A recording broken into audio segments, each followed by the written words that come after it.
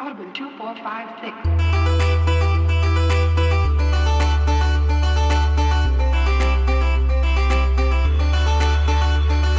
State of the Save is here with a special episode, which is totally not because my copy of The Last of Us has not been delivered yet, so we have to give you other content. That's not the reason why we're doing this. It's me, Eric. And it's me, Michael. Hey! So, your regular scheduled State of the Save episode is still coming. We'll still do part 1 of The Last of Us. But... Resident Evil 9 came out. We mentioned this on the last show that it was like coming out the next day. And me and Michael both finished that game. And we said, hey, we need to do a filler episode. What better filler episode than maybe this year's Game of the Year? Already. Lock it down. Listen, for me it might be. But Resident Evil 9, we have played it. We're here to talk about it. It's exciting. Michael... we were both excited for this game going into it. So it's not like this came out of nowhere. Like, we were all looking forward to it. But did you anticipate enjoying this as much as you did? This is about where I was expecting it to be on my, like, Resident Evil pantheon. Just based on, like, everything I knew going in, that it was, like, Capcom's, like, re-attempt at doing a horror action hybrid game. And traditionally, whenever Resident Evil decides not to pick a lane, those end up being, like, sort of mixed bags. I'm thinking, like, Revelations I really liked, but that was kind of in the same boat of, like, the action horror hybrid. This was the first one that I played that really got it right of that style. I think you're right. I was sold on this from the get-go, but I'm also a fanboy. We were talking about this before the show started.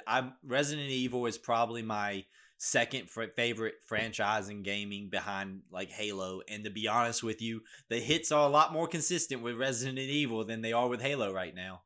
Did you think you would be here after 6? That, like, no, we'd be in a really good spot with Resident Evil again? I got into Resident Evil with a weird time because I got into it with 4, and then 5 came out, and I stand by 5 is not bad. 5 is a very much more of an action game than it is a horror game. But then 6 comes out, and 6 is terrible. I stand by this, 10 toes down, 6 is a bad game. The Leon campaign is okay. It's my favorite of the campaigns in there, but it's not good. And every time I try to play the Chris campaign, I just can't finish it because it's like a weird Gears of War campaign. Maybe we should try to play that game in, like, co-op or something. Yeah. Maybe it's more fun that way. But, like, it's not something I enjoy. But then 7 comes out, and 7 is such a straightforward horror game that it kind of made me appreciate that side of the franchise. And then I started going back, and then the remakes all came out, and the remakes are, like, just, I think Resident Evil 2 remake is amazing, and I like Resident Evil 3 remake. I understand the problems, but it's still very good for what it is. And then, like I said, like, this is like one of my favorite franchises.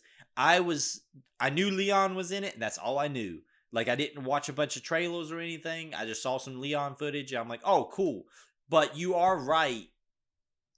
I would not have thought that they would have pulled this off as smooth as they did, because we got both sides of the Resident Evil brain in one video game, and both sides are good. Yes. Like, that is not an easy thing to pull off. When it comes to Resident Evil for me, it's a series I got into a lot more recently. I played 4 as a teenager and really liked 4. But it did not make me a fan of overall Resident Evil because I'm like, I'm too scared for the scary games. Then back now, like 7 or 8 years ago at this point, I was like, you know what? I'm really going to give Resident Evil a chance. This remake I heard is really good. It's a revamp of the GameCube version. I'm going to get into it. I really, really loved it. And it got me into a fan of horror games, not so much Resident Evil. Like, I was like, okay, I can dip my toe into this genre now. It's not so bad. Then when we played 7 for the show, that was the game that made me a fan of Resident Evil. And then I just wanted to play, like, everything I could from there in the series. I was trying to explain this to somebody why I care about this franchise so much. there is something so nice about like the feeling of being in a very enclosed space and things like how you learn the environment in a Resident Evil game. Mhm. So like it's the police station in 2, or in 7 it's the house. In 8 it's a little bit more open because you'll go into like multiple hub areas. It's like tiny versions of the tiny mansions each time. Yeah. Like tiny little. That's why I love Village so much, because it's like tiny little puzzle box areas that are like because it's connected. The second one being my favorite, the House Beneviento, which is one of the scariest environments in video games for me. It's a super subversive house because that place, it's a beautiful red herring. There's so much stuff with like the dolls and the porcelain dolls and everything. You're like, I know what this is. And you're like, what are you doing? You're assembling a doll. You're like, well, obviously that's going to be a thing, but there's little hints of a giant freaking baby that you miss it.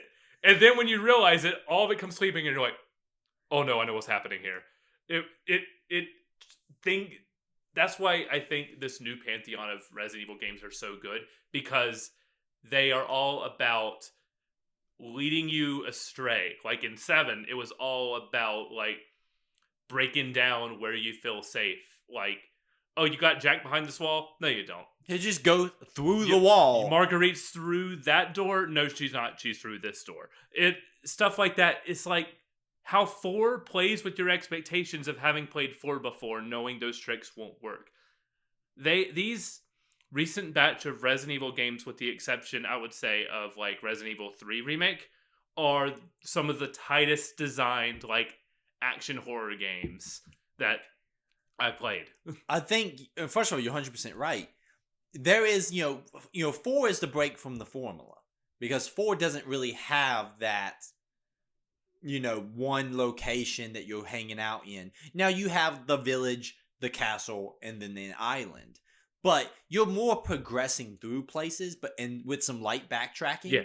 In the 4 remake, they really do a better job of establishing those areas as like, actual like environments that cause you to backtrack through, and things change. And, as you go back through, like I remember going back through the village the first time in 4 remake, and there was like the significant changes, like things are like blown up and knocked over and stuff like that. Like it just has more of the playing with the environment. And because I came to the franchise in 4 and then played 5 when it came out, and then 6, that I wasn't really a part of the franchise when it was more of like the puzzly side of Resident Evil. I didn't realize how closely tied to like Metroid this series was. Yeah. When I played 1, that caught me off guard. I was like, this is a Metroidvania. Holy cow, why haven't I played this? I love Metroid games. The satisfaction of 1 having an environment in which you're opening doors and like, I don't know what to do with this right now, but when I come back, I might have it. And then having like the click when you're like, oh, I know how to go fix that thing now. And you run back. That's such a satisfying mechanic. And one thing the remakes do such a good job of, I'm thinking particularly in Resident Evil 2 Remake, and then Resident Evil 2 Remake extremely well, is they remove all the barriers to, and this in 7 and 8 and 9 all do this as well, but I'll focus on 2 Remake.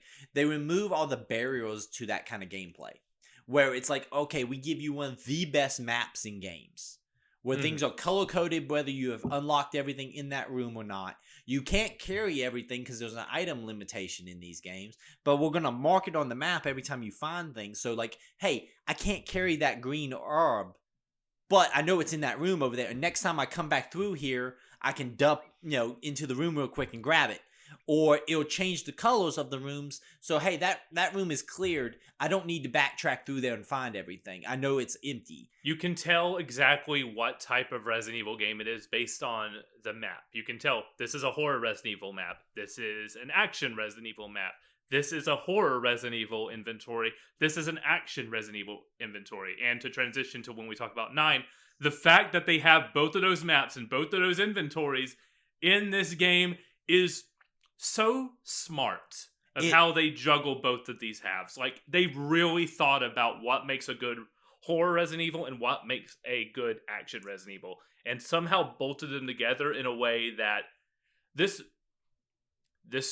could have fallen apart. And the fact that it's still so good throughout 95% of this thing is a testament that it holds together as well as it does. This game is a miracle that we got here. It's them doing a victory lap on this entire franchise, going, we've earned it here. I think what they've done is like, hey, we brought this back from, like, 6 was a bad game. And like, listen, I know some people will defend 6. And I've played 6, 6 has good ideas at sometimes. Like, I like the idea that it is supposed to be like the big Avengers moment of the Resident Evil franchise. It is, but it isn't, because it also leaves out significant players. Where's Claire and Jill? Well, yeah. Where's Claire? Where's Jill? Like, it also spends a lot of time with characters that are new, that are not very good or interesting. Like, each one of our main hero characters is teamed up with somebody who's new, and most of the time they'll just not interesting. Like, Leon's teamed up with somebody who could have very easily have been replaced with Claire. Chris is teamed up with G.I. Joe number 2 over here. Like, Sherry's there, but she's got like a weird Wesker's son thing going on with her team up. And then Ada, we want to talk about the Ada stuff. But, like, all that stuff, that game is in a bad spot. When they come back with 7, they're like, hey, we are new protagonist, new environment, back to horror. Not only that, but we're bringing it back to like the concept of what Resident Evil 1 was going to be. It was because it was going to be a completely first-person game before it became a tank control, third-person, fixed camera angles type game. I would have, and see, when I saw 7, I didn't play it right away, because I was like, I don't think this is the kind of Resident Evil game I like, because I like 4. 4 is my favorite game of all time. But then when I went and gave it a shot for the show, I was like, oh my God. We both loved it. We were coming at Resident Evil from 2 different angles, and we loved it. Like, I remember texting you and being like, this game has me, like, genuinely, like, unnerved. Like, I remember having, like, the sound design in that game of pushing through doors and being hunted, and, like, the small enemy count, but, like, each one of the members of the family being these, like, behemoths that you're terrified of. And, like, oh my God, it's a masterpiece. And then 8 comes out, and it's like, here is, this, it's a lot more action focused, but it still has a lot of the horror roots. And, like, I was like, and one of the things I was kind of nervous about as a fanboy of the series, because we were getting the remakes and stuff as we go, is like, I like a lot of the characters from Resident Evil. I like Leon, I like Claire, I like Jill. And I'm like, well, maybe the future of Resident Evil is not these people anymore. Because even people like Chris, who does show up in 7 and 8, he's a side character. He's not the main thrust. And I'm like, well, maybe, going forward, it's just going to be new protagonists, and we're never going to get another Jill game or whatever.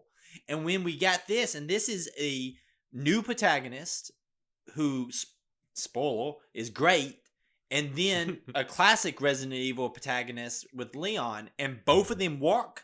It's like, you can't complain about this. This is both sides of this fandom. I imagine that those people who came to Resident Evil from 7, and they're like, hey, I want more, like, first-person creepy games. And then those people like me who came to it from 4, who wants that kind of gameplay. And, like, the fact that both of us can be happy playing this game is, like, that's a masterclass in video game design. It's a masterclass of pacing. Yes, mostly. We'll get into that. Let's talk about Resident Evil 9. Let's talk about Resident Evil 9. This is the hard line. Spoilers from this point out. I know we have it labeled Spoilercast, but from here on out, if you have not played Resident Evil 9, go play Resident Evil 9. I stand by, and like I said, there's some amazing video games coming out this year, but I stand by. This could be my game of the year. Like, this is an Eric game if there ever was one, and this is gonna be a glaze fest. We're gonna be glazing the hell out. If you got a problem with it, go into the comments, bitch at me. I don't care. I'm over here having fun shooting zombies in the face. So what you gonna do about it? Michael? Yes. from the moment this game pops up and the moment this game starts, it sets this amazing tone that this is different, that this is something more than like what we've seen before. It puts us in some environments we haven't been in, and like it gives us like a look at these characters from a perspective we're not seeing. There's like a lot of influences in other games and other media as well. Like from the big title sequence stuff where it's like it pops in like almost the Control style big bold letters every time. It's like FBI headquarters, and stuff like that. Like there was so many like stylish decisions that are made in this game that It's just the most cinematic of the Resident Evil franchise, I would say. Yeah. Let's go ahead and talk about our new protagonist, Grace. Grace, I don't know, this voice actress has not done a bunch of other video games, I don't believe. I haven't looked her up, but she's incredible. I watched some of the behind the scenes stuff. That was the first thing I did as soon as I rolled credits too. I went to that behind the scenes stuff. And I don't recognize her from other things, but she, by giving her like a very distinct like tone and vocal like inflection, made this character such a believable character right off the bat. And she also took a risk. I think Capcom kind of took a risk by giving her the stutter. It makes her, because she every word she starts sentences with is always like coming out like with a couple of stutters. That could have been annoying. Instead, it fits her character so perfectly. Yes. Like, I couldn't imagine her not being like that. In this ridiculous world, it like grounds her and makes it so that you're playing as she's a great like surrogate character in the fact that she handles stuff exactly like you would. Even better than like Ethan, I would say. Ethan, and some of that is like story stuff with Ethan. Yeah. But like Ethan, even in 7, when he's supposed to be kind of fresh to all this, does kind of start wrapping his head around things a little bit faster than Grace does. And like some of it is, even in 7, they start giving you more resources to Ethan than they give Grace through most of this game. And like, dude, some of the challenges they put you up against as Grace, like this can be a difficult game if you're not accustomed to like ammo consumption and navigating Resident Evil environments where like sometimes the answer is to run and get the hell out of here. Managing ink ribbons. Manage it. You see, you played on Classic. Yes. I did not play on Classic. I played on Modern. It's not so bad. The ink ribbon stuff is not so bad. You can like craft them with blood, and there's a lot of those containers around. I think I was able to save as a Grace like upwards of like 20 times. I think I might go back and try to play it on Classic because I think you also get more of the points that way. And there's some more like challenges that are like tied to Classic. Oh, I want to do another playthrough of this at some point to like, I want to speedrun this thing. And I'm assuming you did the first person for Grace and the third person for Leon? Yeah, I feel like that's a great first way to play it. I kind of want to mix it up later on. Someone said like the hunk fight at the end is really badass when you play as first person Leon. I'm like, I kind of want to see what that's about. I really like the Grace first person stuff, but I also like that if you play it in third person, because I did fiddle around with a little bit of it. She like trips a lot and like falls as she runs, which is like a way of kind of helping you maintain the intensity. Because in first person, the intensity is not being able to have as much environmental awareness. In third person, they make her like trip and like kind of stutter steps and stuff, which kind of keeps the intensity more. I feel like first person helped me be stealthy more because there's a clear line of being able to like slowly peek around corners, and you kind of have to like feel it out of how far you can get out of that corner for them like to see you or not see you and everything. So I think playing through to keep that horror aspect alive, that first person mode really like did its job here. I really like it from, like I said, I like the limitations on what you can see in the environment in first person, because it just adds so much more intensity, especially in moments when you're like running from things, because like as you round corners and you're running from like mini boss equivalents, things like the butcher and stuff. Yeah. And like rounding a corner blindly and running into a zombie. You're like, fuck, he's here too. And like you're trying to navigate all of that stuff. And you're hitting every button to like shake them off. And then I think third person Leon is just amazing because you want to see Leon do cool shit like parrying chainsaws with axes. But they nailed it with Grace. I think the whole introduction to her is amazing. The whole introduction in the hotel is such a great like classic way of introducing how she's going to be interacting with the ward. Yes. And then we get the amazing like introduction of Leon. And Leon's sections are a lot more like, Resident Evil 4 on steroids. It's marrying the two halves. Like right away from the Grace half, Resident Evil is at its best when it gives you a mystery that you're trying to unravel, and that's exactly what they do with Grace.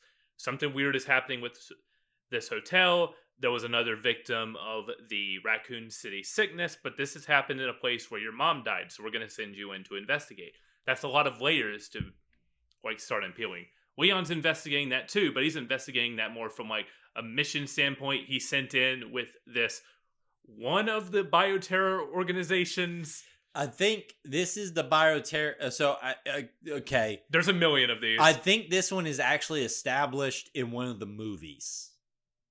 Okay. I don't think this is, because it's not the BSAA. The CG movies, not the live-action movies. This is not the BSAA. The BSAA are the bad guys in this. Yeah, they're the bad guys in this one, because that was the agency that Chris was a part of. And then he made Umbrella a PMC. Chris, I'm not a Chris hater, but Chris, when it comes to like his allegiances, he's always on the right side, but the side that he's on is notorious for changing on him. So I think this one is actually established in one of the movies. If I am wrong, please correct me. DSO, I think. I don't know. There's so many there's more acronyms in Resident Evil at this point than there is Metal Gear Solid. That's why I was kind of shocked that Grace is just part of the FBI. I was like, oh, there is a different investigative unit that investigates specific like illnesses or something. I'm like, oh, there actually is an FBI in the Resident Evil universe? I thought all of you were weird acronyms. And they send the desk person in to go investigate this thing. Yeah, I mean, you can say like, why would you do this? And like, I get that he does reference it, but he's like, I know this is where your mom died. Also, her mom is a character from Resident Evil Outbreak.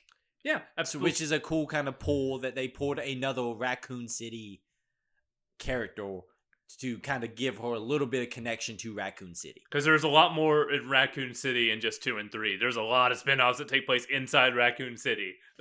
Dead Aim. Operation Raccoon City. Which no one played. I don't care what you people in the TikTok comments say. I know that all of you are like, Hunk is so overpowered he would never lose to Goku or Leon. And the reason why is because in Operation Raccoon City, he did this, and this. None of y'all played Operation Raccoon City. That wasn't Hunk. That's actually the commander from Operation Raccoon City. Yeah, dude. I don't know. It's Hunk. But it just so happened to be the same voice actor. He also references to wanting to run into Leon. So I feel like there's probably a good chance this is just Hunk. And they even gave you a little out that when you leave and you come back, the body's gone.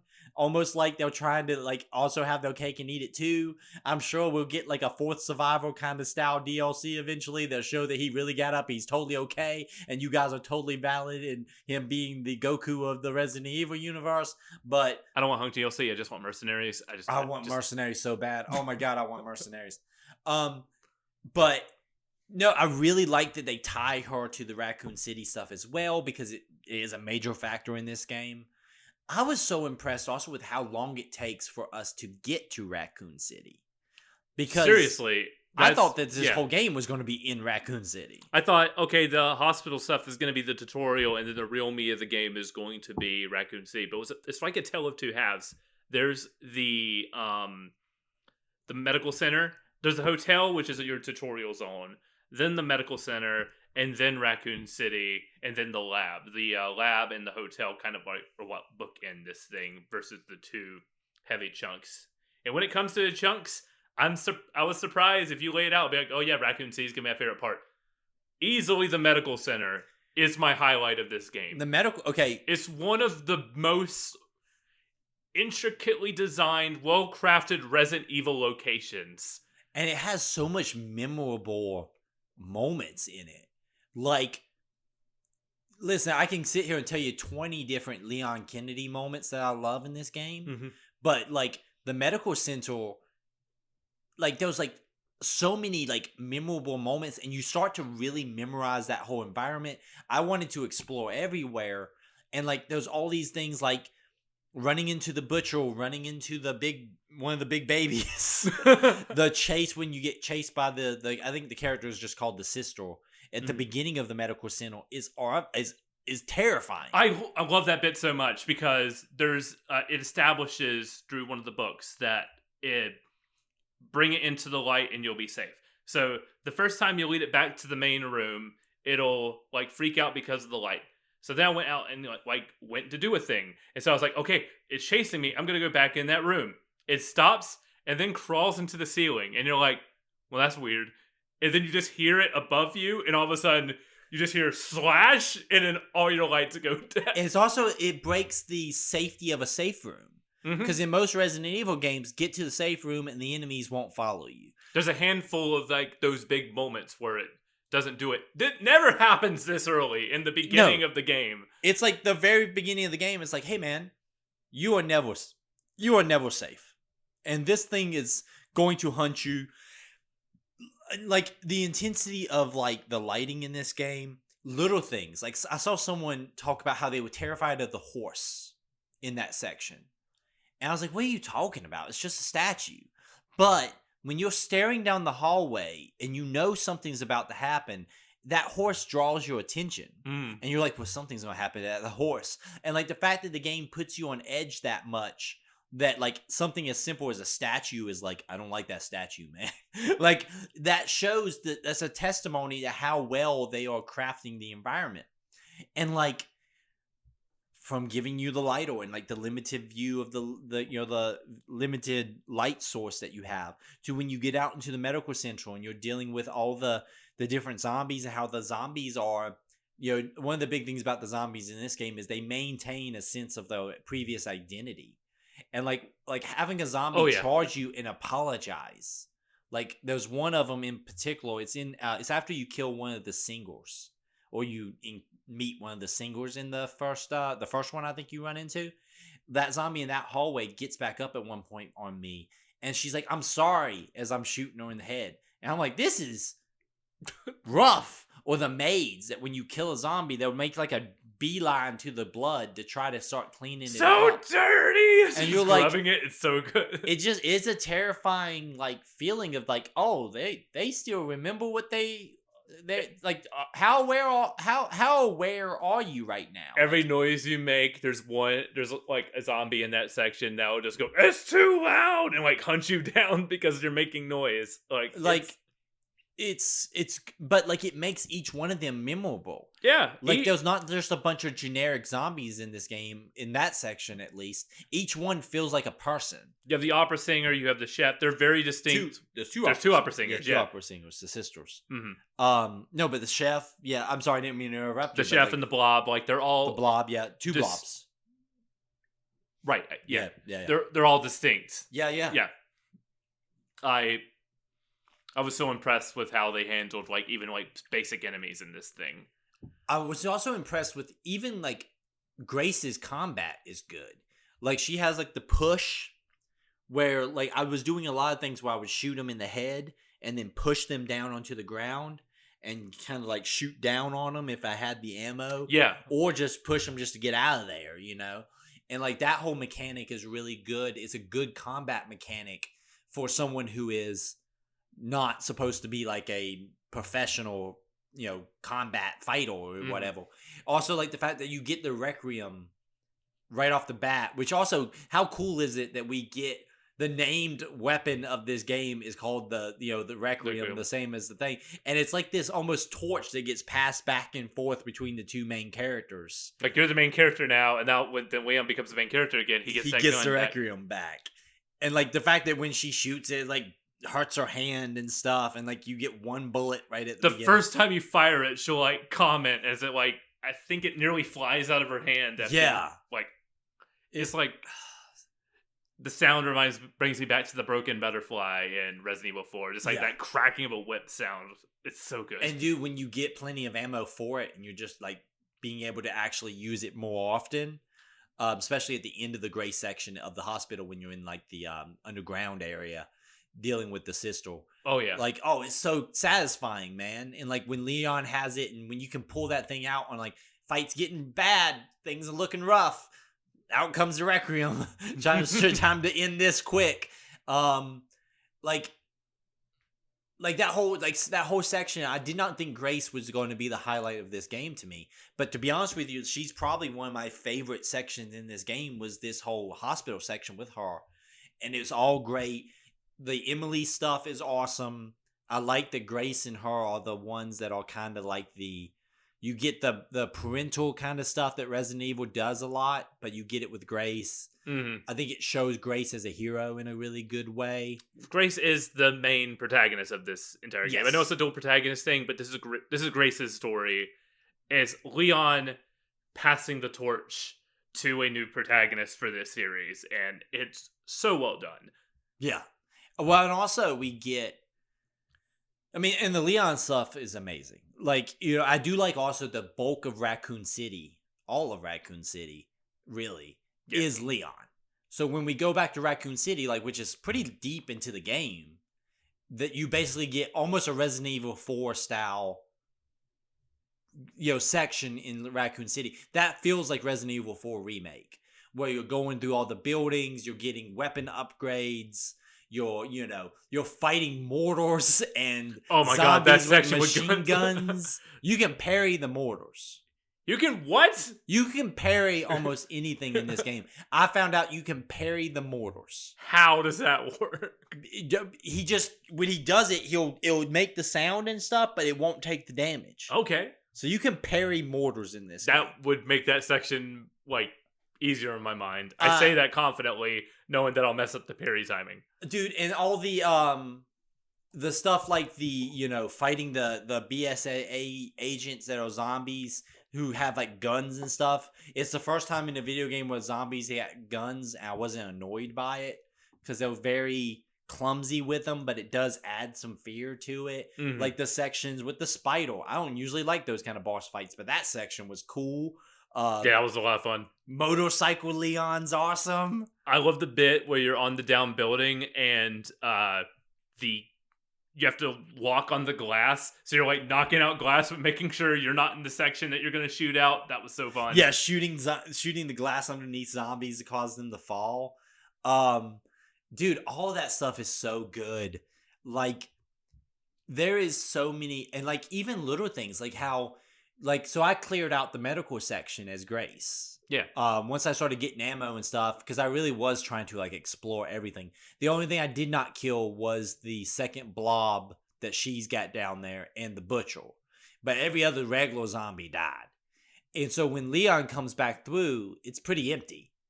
But apparently if you leave a bunch of zombies alive, you have to fight your way through all those zombies as you come through as Leon, which I think is a cool feature. I like the fact that like did you kill the butcher as Grace or did you kill him as Leon? I killed both of the boss monsters as Leon coming through. Okay, so like, you know, he comes in at the end, like the butcher's there when you're defending Grace from the sniper top. Yeah. But you can just kill them thing as Grace and call it. I killed the butcher as Leon in that section where where you snipe him. No. I might be thinking of the chef versus we're talking about the same person, the chef and the butcher. Yes, chef. I'm sorry. Yeah, I killed the chef, just running through the medical area as Leon. Like I found him in a hallway, and we had like a little boss fight. He was coming towards me. I was like backing up, just rolling with shotgun shells. And then I hunted the blob in the same way, killing him through the hallway because I explored that whole section as Leon. Again. Who shows up when you're in the burning church? It might be for that boss fight. It might be him still, but I definitely killed the. Because I killed the chef on the sniper section of that. He's like one of the last ones. You know when Emily? Yeah, I guess you fight the butcher in the church, but I killed the chef inside the The medical thing. Medical center, yeah. So I shot the chef from the sniper perch. So as he's coming, he will come after Emily and Grace as though like at the door. Yeah. So I shot him there with the sniper rifle. He wasn't there for me. See, stuff like that's so cool.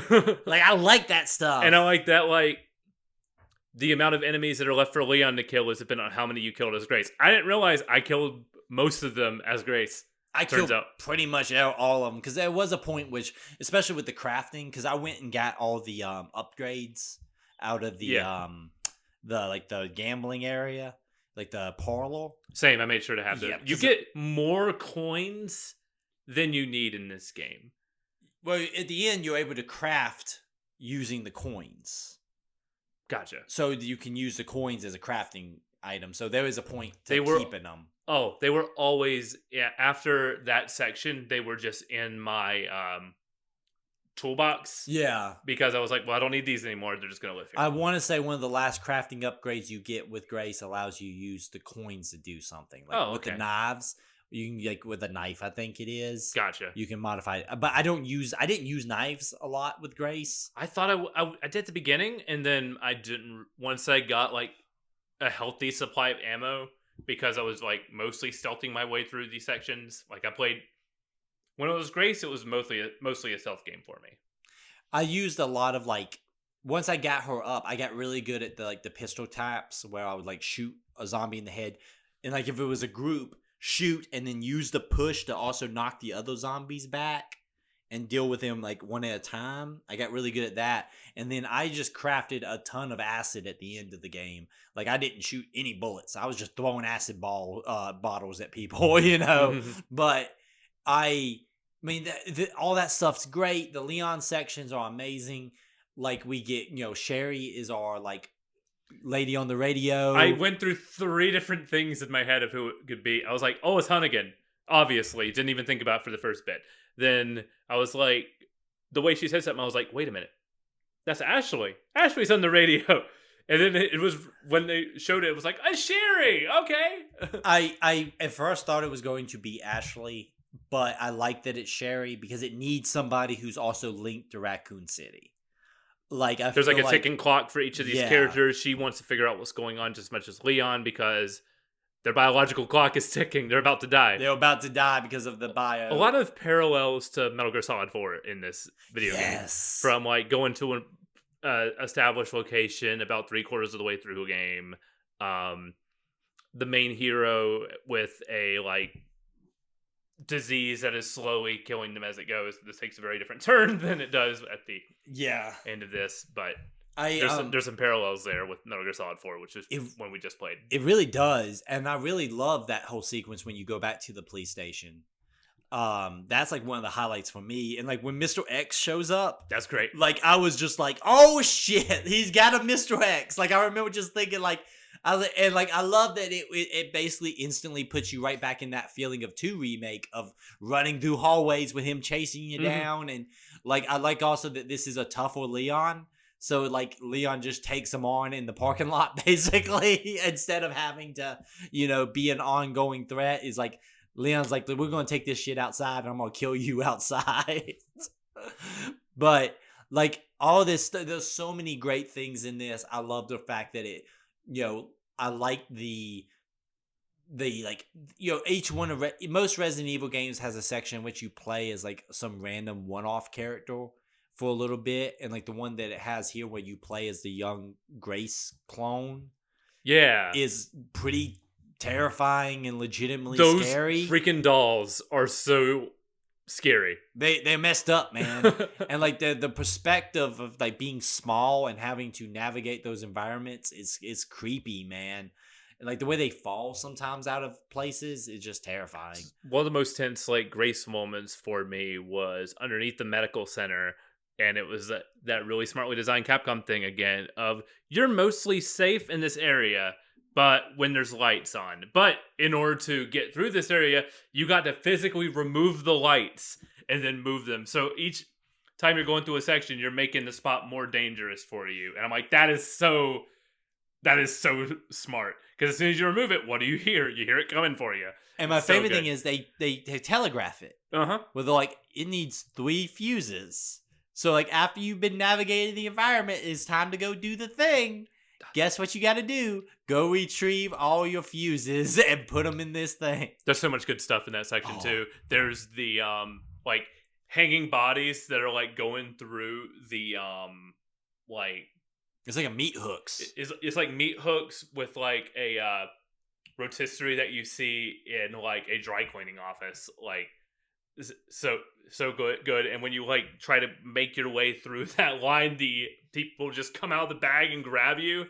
There's that meat grinder area I accidentally died in because I tried to push a zombie into it and I got too close and then my hands got caught. Yeah, I that was my go-to strategy, was shove zombies into it. But you are right. If you do get close enough to barely touch it, it pulls you in. Yeah. I love that those like little references to other Resident Evil games. Like there's the point where you're in like the parking garage and like a random like a dump truck or something comes crashing in when you're playing as Grace and you have to shoot the driver. Oh, that reminds me of like the stuff from like Resident Evil 4 when you're in like the random hallway and like all of a sudden the cultists come crashing in with the big machine. I had flashbacks to 7 where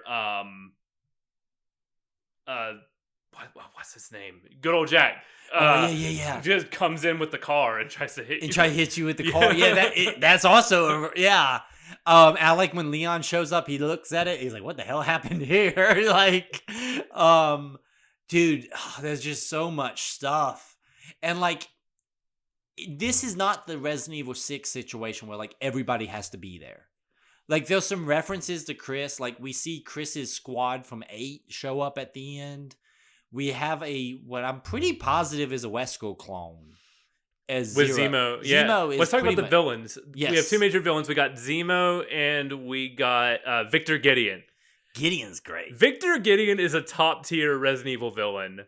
Like, instantly. His rapport with Leon, so he gets some good lines out of Leon. You have the Mission Impossible 2 motorcycle duel with him. That's so good. It's so freaking great. When you're going down the building and then going up a building and you're shooting at like the big dogs, like those the classic T-virus dogs in that section, they only show up there.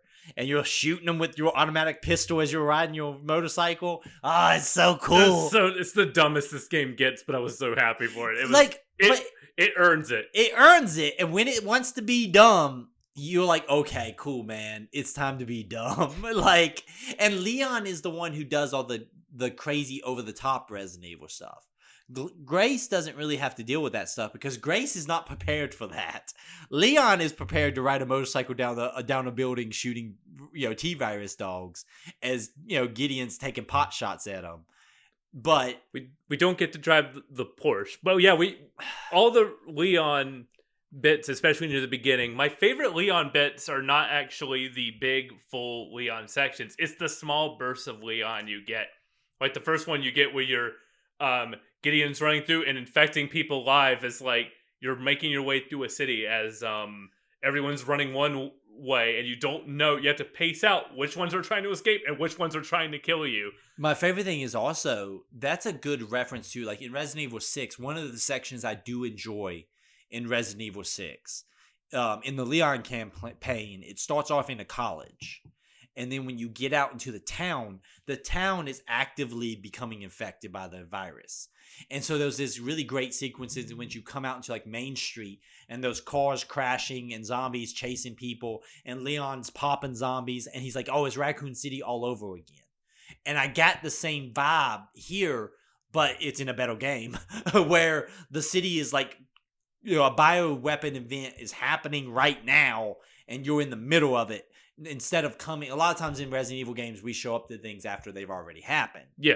And so, like, that section is great. Or, like, the section in the hospital where Leon's just there and seeing what's going on. And then the infection breaks out in the hospital. And, like, you get the fight with the chainsaw zombie. One of my favorite things is when the chainsaw drops and it spins on the ground. You can't touch it. Try to touch it. It cuts you, and like it makes sense in practice, but so many video games you just walk up and hit A and grab the thing, and in here it's like, no, you can't grab it, dude, because it's spinning. You can only use it like 3 times before it gets stuck into somebody, and then they'll just look at it and then pull it right out of their chest. Oh, it's so good. Grabbing axes and like heaving axes as a throwing weapon into zombies, or catching or taking the like the propane tanks and throwing them at zombies and shooting them.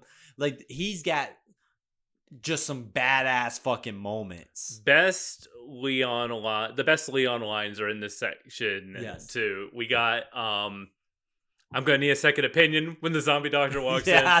Which is and a little one, not even that funny, just it's so Leon, where he looks at the sniper rifle and just goes, "Hello, gorgeous," and then grabs it. Like, so good. That section's so good because the whole place is on fire and you're dropping zombies with the sniper rifle and then like sliding down the roof to land. Like that feeling of, because especially at that point, because you've been doing a large Grace section. Mm-hmm. And like, so when you get to, anytime they throw a short Leon section in, it's because you just did something incredibly intense as Grace. And they're like, okay, let's let you relieve some pressure now. Because Leon, being Leon, is not in a horror game. He is the horror villain. And it's something that I missed in the second half. I really liked the long chunk of Leon. I wish we just got like 1 or 2 more like Grace sections interspersed in, because the Raccoon City's environments start to get samey after a while. It's that gray, that long chunk of in there going from that to the gray motorcycle section to the to RPD. It all kind of blends in together aesthetically. Having like 1 or 2 more like gray sections to break it up, like we did with Leon in the first half, would have made this would have put this way over the top for me. I think I enjoyed the gameplay so much as Leon that I think I overlook a lot of that. I think you are right. The environment, especially when you're trying to form the bomb. Yeah. That is a long section of just going through abandoned buildings. Now, I think each one of those sections has good stuff. Like the gas station fight is really, really good. The mortars, the shooting the glass, the stuff going through like the sewers.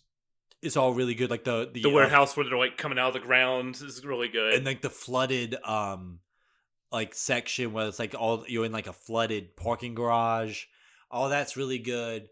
But I do agree with you that it would have been nice to have maybe 1 Grace section in there.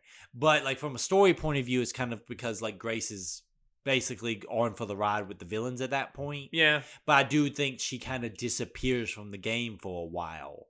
And I get it because it's like, hey, we just gave you a mostly Grace section at the beginning of the game. This is Leon's time. And the story that was like really invested in the first half kind of takes a stop whenever that big Leon section is. Yeah, it becomes a lot more nostalgic, where it's like, we're letting you see Raccoon City again. We're letting Leon talk about what it was like here. We're letting Leon go to RPD again. We're letting you have moments of remembering what that night was like for Leon. And I like all that stuff, but I do agree with you. Yep. Grace does disappear. And then Grace comes back in a really great way when you get to the lab, because then it's like really good Leon sections, even like the section when Leon's hurt and he's like hallucinating and stuff. And then really good stealth sections with Grace. The ending lab section does save it for me, which is funny because usually the last section of Resident Evil games is like, all right, we're in the lab. Okay, wrap this up. Yeah. Where's the big eyeball monster I gotta shoot? Even some of my favorite ones like Resident Evil 2 and like the confusing like island stuff at the end of like Resident Evil 4 that I absolutely love. Some of it gets a little bogged down. The ending saves the pacing of this thing, I think. But if it just blended in with the rest, I'd be like, man, the back half of this game kind of loses its way. But the ending, I think, saves it from like just spinning its gears a little too long. I think you're 100% right. Usually I don't like the lab sections in Resident Evil games. This is a great section. And I think all this would have been fixed by maybe a 20-minute Grace section in somewhere in the Raccoon City section. If we could have had a reason for Grace to do something. Or not necessarily Grace, just like a different perspective of it on events happening with like just a different like environmental flair going on, because to break it up from being a little bit you do get the the little kid section. You get the orphanage section in there. Yeah. So that's like, I guess, meant to be the breakup section. But I think maybe it's because Grace disappears from the story so long. Yeah. I would have liked to know what she was doing. I also, like, while I think Gideon is a really top tier villain, I would have liked to know more about Zemo. We're not like, done with Zemo yet. I think that maybe the story going forward is going to focus on who he was, and like he's not the only one. Did you think that was Wesker? Yes. Right away. When he popped up, I'm like, how is he alive? Chris punched him into a volcano, and I'm like, how? How is Wesker alive? And then I thought, I cheered though when I saw it. Was like, yeah, we're going here. Yes, then I was fantastic. Then I was like, well, what happened to Wesker's son? Could this be Wesker's son? And I'm like, no, I think Wesker's son, one, was a lot more buff than this. And two, I think he's gone too. I couldn't remember, but because he's in 6. So I was like, who is this? But it totally makes sense that this is a Wesker clone. I do wonder. I'm worried about, like, when you introduce cloning into a franchise, things kind of get... We were, from what I'm told, because I didn't play 6, we were already kind of there with 6. Ada has clones. Okay. And just like, you can't put the toothpaste back in the tube. Obviously, Wesker is like the Emperor from Star Wars. Of course, he has a million contingency plans. Somehow Wesker returned. Somehow Wesker returned in the form of Zeno, not Zemo. Zemo's the villain from Captain America. Yeah, he's Baron Zemo. Zeno. If Baron Zemo showed up in this game, I'd be like, sure, why not? In Resident Evil, it makes sense. Okay, let's hit some highlights real quick. Hunk. The Hunk fight is great. I think he's used the right amount of time. Yeah. Like, Hunk is a side character in this franchise. They gave him a badass fight against one of the most powerful characters in this franchise. In a fight and he goes out like a fucking pro. Like, he goes out in a tight fight. Yes, sorry for interrupting. No, you're good. It mirrors the, like, Krauser in the steam room fight from Resident Evil 4, so it's a nice little callback there. The room is red, which just infinitely makes fights more badass. It's mostly an axe fight for me. I don't think I shot him much at all. Nah, it was melee combat. It was axe fight. I died a couple of times on this because the parry timings especially get like really hard, and then he does pull out guns at the end, but it was like, no, I'm not taking the coward's way out. This is an axe fight. Yeah. I don't think I shot him once. When he does like fall back and try to shoot you, I just charge him. And like he does the neck breaker attempt and stuff. If you lose it, he breaks your neck like he does in Mercenaries. Yeah, it's fucking Hunk, man. I don't care what y'all say. Also, his hand has the T-virus infection, so it's Hunk. Like if you look at his body on the ground, the hand has the he's infected from Raccoon City. Mm-hmm. I like that Chris is talked about at the end. I wish we would have seen Chris. I kind of like how this game wraps up. So we have we tie in the I want to say Ashford, but that's wrong. That's the family from Code Veronica. There's a lot of great Ashcroft. Yeah, Ashford's is, oh my gosh. yeah, Ashcroft is so many names. Is Grace's family, and that's her mom who was, so Alyssa in Outbreak. There's a lot of like references to and like an appearance from Spencer, which he is. So there was something that confused me because last time we saw him was in 5's DLC.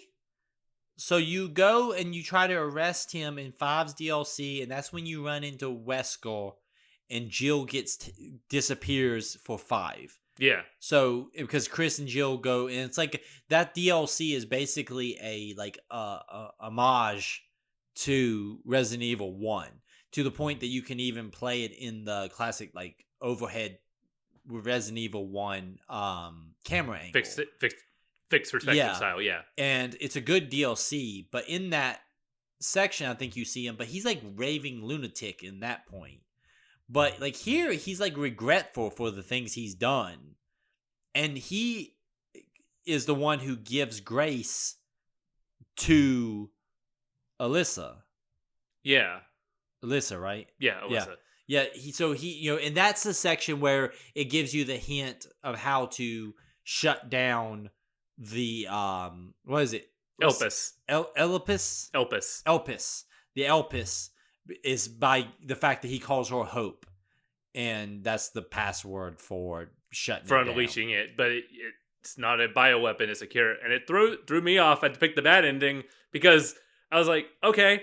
And then Leon's like, destroy it. And I'm like, Leon's never stirred me wrong in any of these franchises. I'm going to trust my boy Leon. Oh no, I killed Leon. Yeah, it's like, well, Leon is doing the selfless thing. Yeah. Which is like, okay, if I gotta die, I gotta die, but we can't let him get this. If that was the ending and he died that way, I wouldn't be completely mad about it because he goes out hard. I mean, he fights his way through the end. Like that whole section where he's like barely breathing and he's still pumping through hunters and zombies. Like our boy Leon gets done right. Yeah.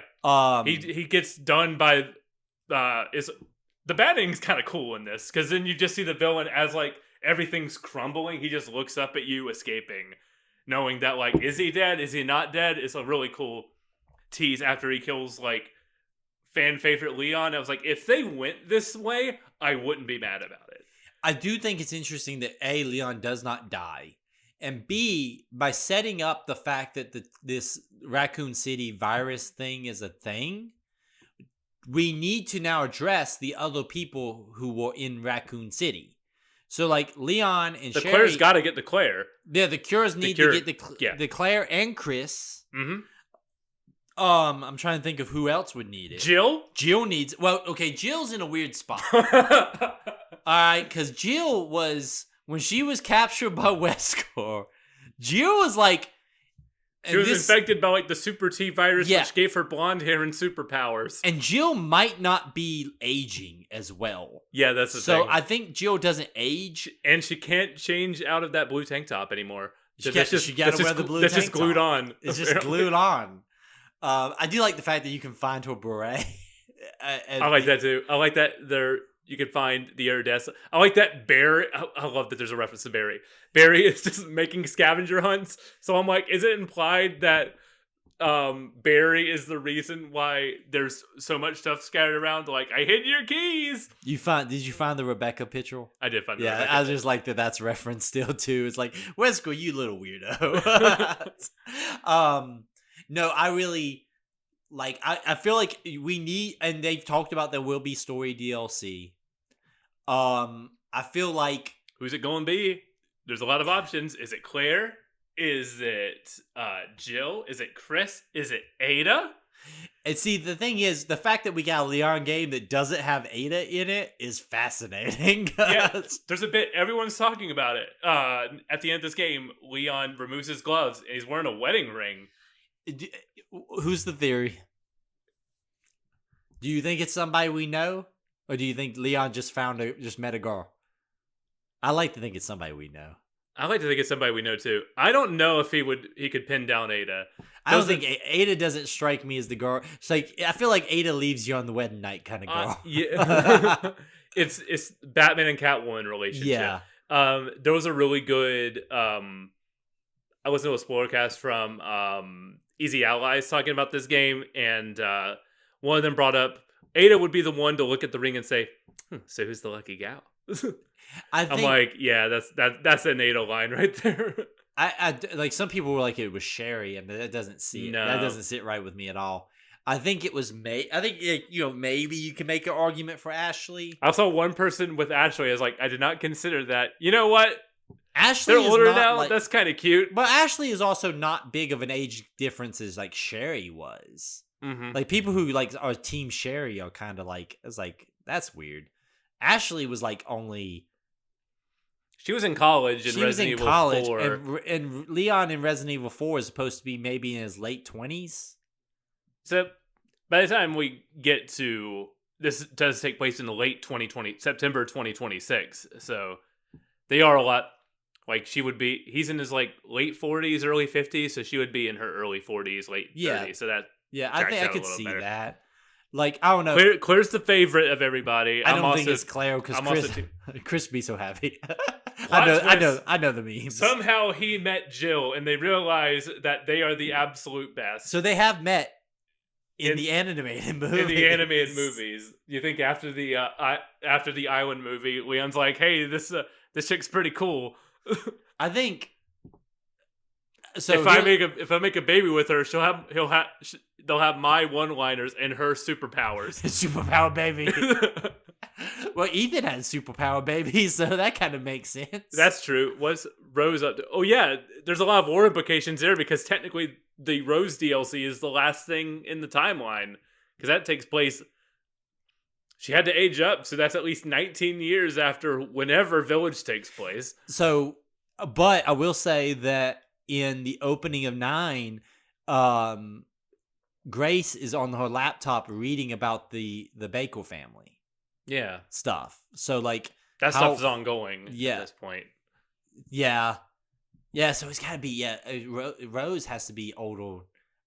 Deeper in the timeline. I don't know. The Rose stuff is deeper in the timeline, but how much? There's also an implication that something goes on because, like, the BSAA or the new Umbrella basically shows up at the after credit sequence and finds something that they are recovering. And, like, what do you think that was? Something really. It was where you fought Gideon, right? Yeah. In that boss room. So it must be something pertaining to Gideon. Maybe his, like, biometric mask thing that he had? Possibly. I think... So my theory is the DLC will deal with Chris. Because they reference Chris. Chris is assembling the Avengers. He's like, Chris Redfield's been looking for you, Leon. But I also think that...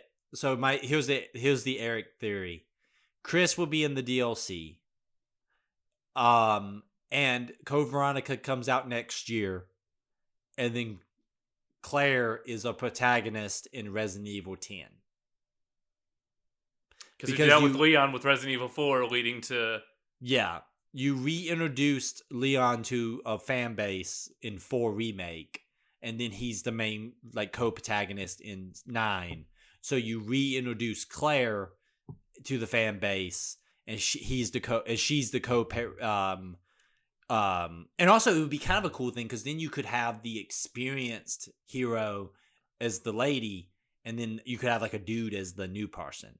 Because usually it's like it's like been like, well, I guess Ethan was not experienced. But you had Chris as his like experienced partner. We have Capcom is on such like a insane run right now. Well, if they do, we haven't done a co-op game in this new RE style.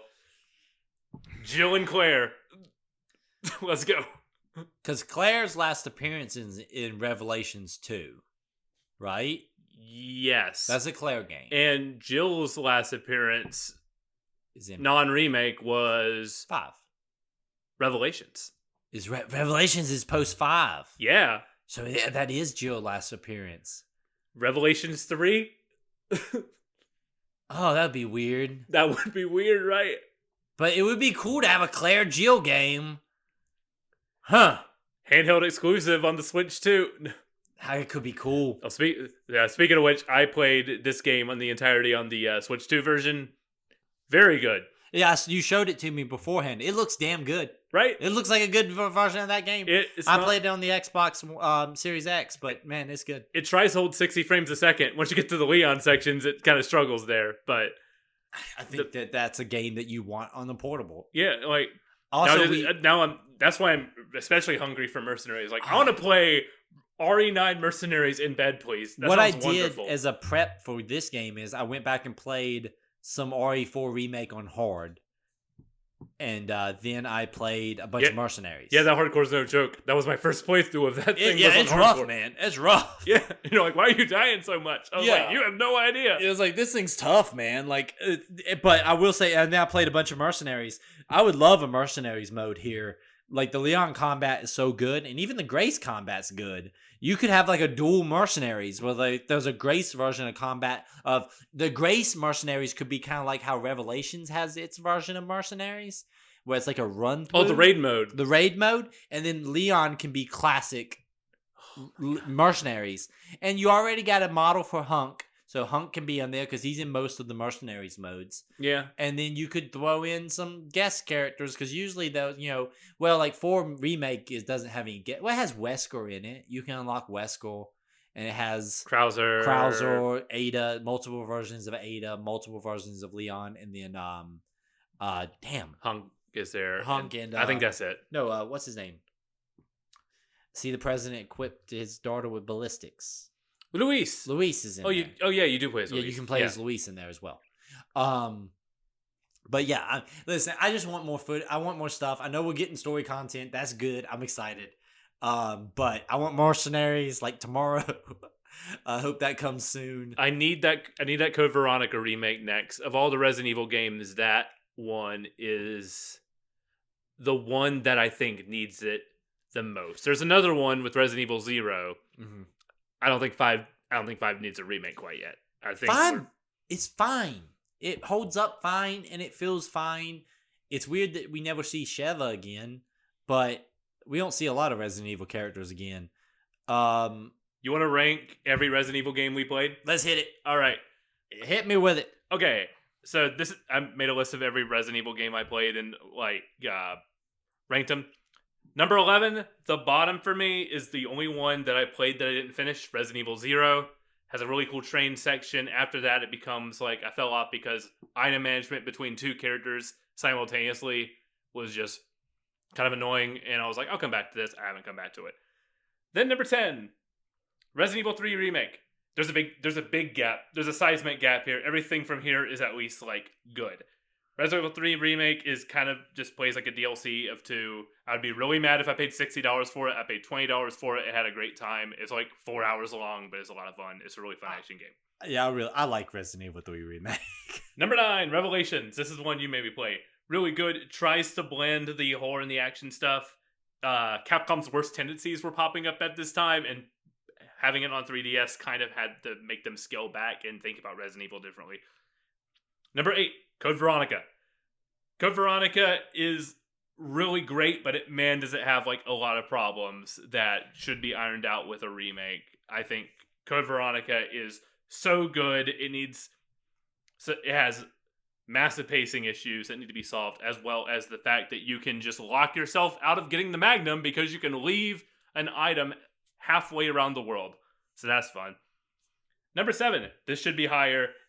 I have a feeling if I go back to this one, it might be top 3. Resident Evil Remake, fantastic. Made me a fan of this series. Right above it, Resident Evil 7. My thoughts on Resident Evil 7 are extensive because we did a full show on that. Then top 5, Resident Evil Village. Number 4, Resident Evil Requiem, right here at 4th place. 3, Resident Evil 2 Remake. And then, obviously, number 2, Resident Evil 4 Remake. And number 1, Resident Evil 4. I think that's a solid list. I'll do mine. So I never finished Code Veronica. I did play it back in December for a while. That's your Resident Evil 0. Yeah, that's my Resident Evil 0. I played a decent chunk of it. It's a difficult game. Yes. Its difficulty level is a lot higher than I thought it was going to be. It does not hold your hand at all. You can just, you need a knife. What was that? In the very first room. You could just miss it and not pick it up. I did find the knife, but I still didn't I still struggled in that game. I liked the classic stuff, navigating the security checkpoint where you had to put all the metal items in and stuff like what I played of it. I really enjoyed what I played of it, but man, a remake is needed. So I'm not going to rank that because I didn't play enough of it that I would feel comfortable saying. That's fair. I'm just going to go through my list here at lowest to top. Yeah, that's why I did. Resident Evil 6 is at the very bottom. It tries to do a bunch of things. It's trend hopping. The co-op doesn't add anything to it. For every good moment you have in the Leon campaign, there's bad Gears of War. There's even some good stuff in the beginning of the Chris campaign. There's a moment when you land in Hong Kong as Chris and you open up the doors as you come in off this building with the BSAA, and you're prepping for a bunch of zombies to meet you, and you met by a bunch of press people being like, what's going on? Chris Redfield here, at Hong Kong. Chris, what's going on? And he's pushing through as the city's having explosions in the background. Oh, that sounds awesome. It feels cool. It's an awesome moment where I'm like, oh man, this whole it goes back to being there when the event happens. And Chris is actually not bad in it. But that game is really bad in a lot of ways, and I don't like it. It's a bad game. Then I'm also not going to put Revelations 2 on here because I never finished that, but I think I should. I think I would. probably will. But okay, so 6, we're gonna make a big jump as well up to Resident Evil Remake. I like Resident Evil Remake, but the controls are tough for me. It's not my style. I don't like that. But other than that, I'll put that there.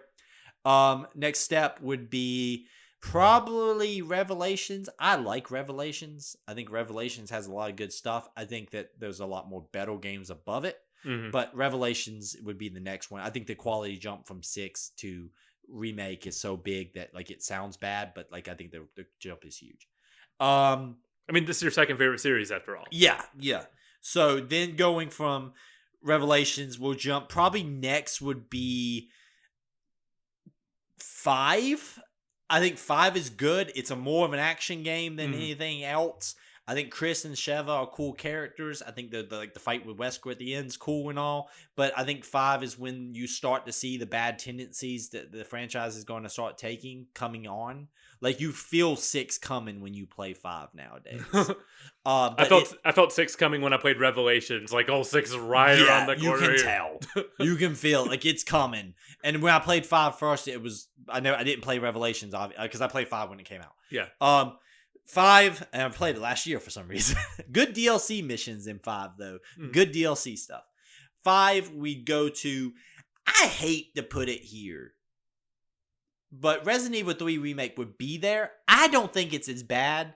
I'm okay with it being short. I really like Resident Evil 3 Remake. It's got a lot of cool moments, but I do agree that it cuts so much stuff, it does feel unfinished. It's like Resident Evil 3 Remix versus Remake because it does remove... Like, it takes the clock tower away. You don't have the clock tower at all. Like, there's a lot of stuff. Nemesis is fun, but he's, like, less impactful than he was in the... He's not even as good as Mr. X. Mr. X. Yeah, Mr. X was awesome. A lot more presence than Nemesis has, and Nemesis should be more scary than he is in 3 Remake. But I still stand by it's not bad. Going from there, we're going up to probably going to 8 Village. I like Resident Evil Village a lot, but right above that is Resident Evil 7. I think on reflection, I think I like 7 more than 8. I think 8 is great. I might be there too. I'm wobbling back and forth. Can we just talk about how consistent 7, 8, and 9 as a trilogy are in video games? Consistently, bam, bam, bam, good. Like, it's all good stuff, man. Like, but Resident Evil 8 to me, slightly not as good as Resident Evil 7. But right above it, Resident Evil 7. Then we are going to Resident Evil, probably... now we're getting into tough side. Now we're getting you had yours pre-written. I didn't have mine written. Am I missing any games I've played? I don't think so, because I have not played Resident Evil 0, and I haven't played Outbreak or Dead Aim or anything like that. I would go Resident Evil 8, then Resident Evil 7. Then I would go... Did you play any of the classic stuff? Did you play Original 2, Original 3? I played Original 2 and Original 3. I never finished Original 2. I never finished Original 3. So I'm not going to rank Got it. Like, Okay. I've played a lot of them. Like, I got deep into them. Like, I think I did I think I did the Leon run in Original Resident Evil 2. But remember, I really don't like tank controls. So it's kind of like, That was the only thing that held me up on Code Veronica as well. So I don't feel comfortable ranking those. Gotcha. I'm gonna go Resident Evil 8, Resident Evil 7, and then I'm gonna make the controversial choice of Resident Evil 2 Remake. Ooh. I really like Resident Evil 2 Remake. I love that fucking game. It's got the great... one thing also that puts 7 above 8 is I like the DLC missions in 7 better than 8. Oh yeah, 7's got some wild... It's got crazy ones. It's got like when you're like punching zombies with like a power fist, and then you got the Chris stuff and like Chris dealing with Saul fucking moments in his campaign. And, like, that stuff's crazy. In 7. But Resident Evil 2 Remake would be right there next. I love that section. It's the best Claire we get. It's a great Leon. The DLC missions in that are all amazing. Then we will go Resident Evil 9, Requiem. Then we would do Resident Evil 4 Remake, Resident Evil 4. We have the same top 4, except our 2 Remake and Requiem are flipped, I think. I mean, listen, Resident Evil 4, and like, I will go back it's like now when I want to play Resident Evil 4, I play the remake, but I can't. We wouldn't have it without the original. And I can't ever forget how much I love Resident Evil 4. Like, Resident Evil 4 is just such an amazing fucking video game. And so, like, to me, it's like no matter how much I would say it, Resident Evil 4 is still my favorite video game of all time, even with the remake. But the remake is fucking amazing. So but I think Requiem is right there behind it. I really like Requiem, and it might be confirmation bias. Like it might be too new for me to be like 100%. Like maybe 6 months from now, I'll say Resident Evil 2 remake is actually better. But like really, when I was playing this, man, I ignored all friends, family, and loved ones during this week just to play Resident Evil 9. It's so good. It's with Seven Village and Requiem. So Seven Village and Requiem are all of like, in my mind, as a singular unit. They're all of similar quality to me. I love this trilogy of games. I love the remakes they've been doing. Even Resident Evil 3 remake, while that is like at the very bottom of the list of ones I have finished, like I still really enjoyed it. I love this series. This might be a top 3 series for me at this point. Like I said, Resident Evil is one of my favorite. Like, and if I'm being realistic, because I love Halo, but there hasn't been a Halo that's been like that feeling of why I love that franchise since Reach. So is Halo really probably my favorite franchise? Resident Evil 6 is bad, but most of those games that I've played of that series are amazing. So maybe Resident Evil is of a quality higher than my Halo love. I would say Metal Gear Solid's right there behind Resident Evil as well now that I've played 4. I could not rate Resident Evil higher than Metal Gear Solid because that's like a deeply personal series for me. Same with like the original Mass Effect trilogy. Yeah, Mass Effect. I would say top 5 real quick. Halo, Resident Evil, Metal Gear Solid, Mass Effect. Oh, boy. And probably... what's the 5th one? I'm going to be mad at myself after I commit to this. Yeah, that'll be hard for me to commit. I have some that are flying up there. After I play all the Ace Combat games, that might be up there too. Ace Combat's really good. That one would probably be up there for you. I don't know what the last one would be. Possibly the Fallout games, but... do I just really love 3 in New Vegas? I don't know. I don't know what the 5th one would be, but Halo, Mass Effect, Resident Evil, Metal Gear Solid are probably the 4. If Control can be counted as a part of the Alan Wake games, Alan Wake. The Remedyverse. The Remedyverse. Ooh, Remedyverse is up there. That's a good. And we get new Control this year. We do get new Control this year. We got some good games. It might be Resident Evil's up here, Mass Effect, Metal Gear, and then it becomes iffy because I'm like, do I count the Final Fantasy VII remakes as their own separate franchise? Because I don't know if I'm as well versed in all of Final Fantasy as I should be at this point. Ace Combat's climbing up there. It might be. I'm playing through that. I want to marathon that whole series before 8 comes out. I am 3.5 games in. I'm playing, dipping my toe back into 4 on New Game Plus on hard mode, and man, that game is cool. Oh, I used some Christmas money to get a PlayStation VR headset, so I played a little bit of Ace Combat 7 in VR. Let me tell you, that game's pretty messed up in VR. Michael's just sitting in his kitchen chair, leaning, Highway to the Danger Zone playing in his ear. So good. The sense of scale. Maybe I shouldn't have jumped in the deep end for my first VR game with Ace Combat 7 because you can hit a button to stand right above the aircraft on on one of those ladder things that connects to the cockpit, and you look down and see the ground 30 feet below you, and I go, oh no, I don't like this. Wait, you're on the ladder thing in the air? No, you're in the hangar. Oh, and you're you hit the button, and you're right next to the cockpit of this fighter jet, so you can look down. You're hanging off the edge, about to climb into the plane. So you're looking down on this metal ladder. Yeah, it's on the runway though. Yeah, it's on the. I was you're doing that in the air? How are you doing that? It's in the hangar, connecting to the tarmac, and you're oh my god. Hey, Michael. What? You know what you could be doing right now? What could I be doing? I hear those opportunities to go fly fighter jets right now. Oh boy. And with that, ladies and gentlemen, this was State of the Save special Resident Evil 9 Requiem episode. We will be back next when my copy of Last of Us shows up from eBay. And we'll be playing up through the Pittsburgh section. Stop at the Pittsburgh section. Stop at the beginning of the Pittsburgh section. Stop at the beginning of the Pittsburgh section. You'll see a sign that says Pittsburgh. Once that cutscene ends, quit it. Don't go to Pittsburgh. Don't go to Pittsburgh. Do not pass go. Do not collect $200. Another zombie survival action game, but this one, instead of making you go hell yeah, you go oh hell no. Hell no. Once again, stay safe out there.